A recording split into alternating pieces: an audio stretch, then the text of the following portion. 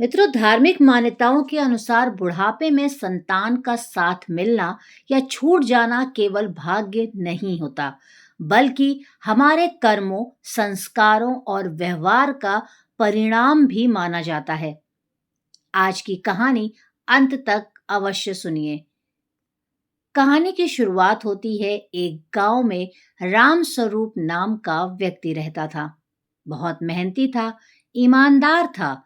वह अपने बेटे मोहन से बहुत प्रेम करता था।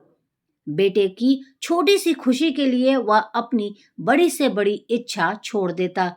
कभी खुद नए कपड़े नहीं खरीदे, लेकिन बेटे को शहर के सबसे अच्छे कपड़े पहनाए। खुद भूखा सो गया, लेकिन बेटे को कभी भूखा नहीं रहने दिया।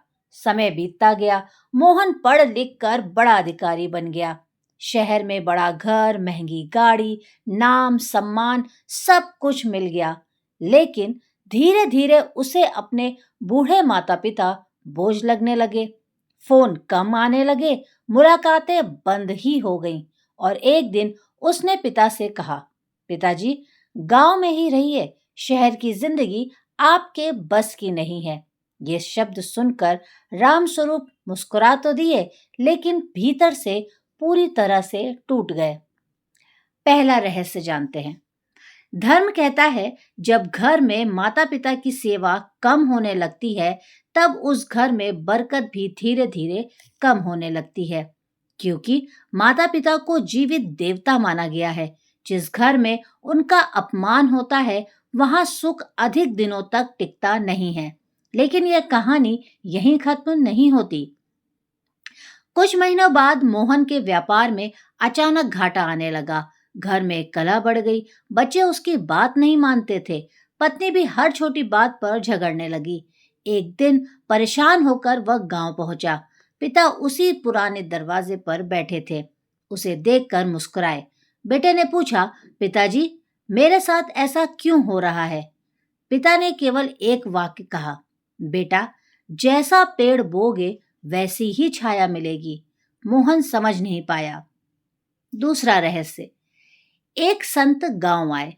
मोहन ने अपनी सारी परेशानी उन्हें बताई। संत बोले, बेटा, जिसने अपने माता पिता की उपेक्षा की, उसने अपने बच्चों को भी यही शिक्षा दे दी। आज तुम अपने पिता को अकेला छोड़ रहे हो, कल तुम्हारे बच्चे तुम्हें अकेला छोड़ देंगे। यही संसार का नियम है। इसे कर्म का चक्र कहते हैं। गहरी सीख। धर्म ग्रंथों की शिक्षाओं में बार बार यह संदेश मिलता है कि जो माता पिता का सम्मान करता है, उसके जीवन में मानसिक शांति, प्रतिष्ठा और परिवार का सहयोग बना रहता है। और जो उनका अपमान करता है, वह धनवान होकर भी भीतर से अकेला रह जाता है। संत की बातें सुनकर मोहन रोने लगा। उसे अपने बचपन की हर बात याद आने लगी।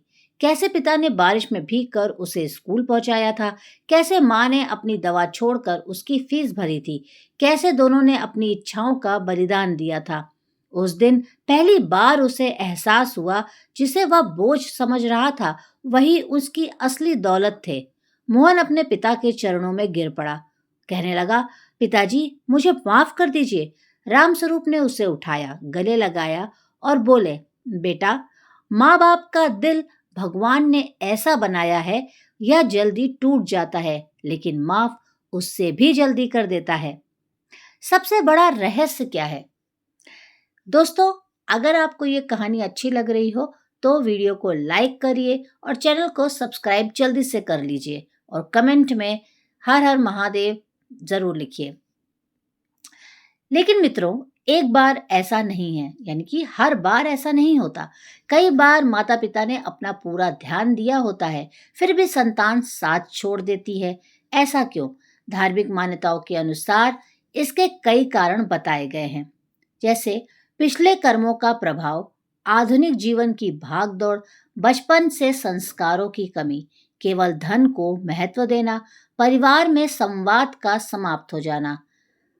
जब इन कारणों का मेल होता है, तो रिश्ते धीरे धीरे कमजोर पड़ने लगते हैं।